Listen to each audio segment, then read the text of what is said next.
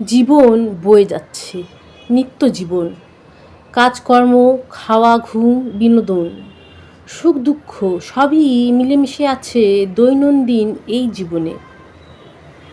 ওপরওয়ালার কৃপায় অর্থাভাব নেই, নেই খাদ্য, বস্ত্র, বাসস্থানের তীব্র লড়াই।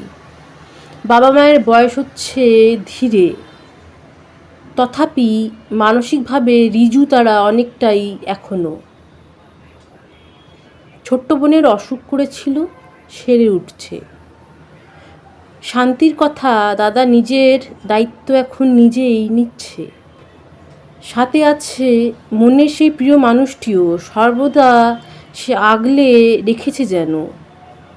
জীবন বয়ে যাচ্ছে নিত্যদিন এভাবেই, নিত্য এ জীবন পেরিয়ে মন তবু কি যেন খুঁজে ফেরে থেকে থেকে।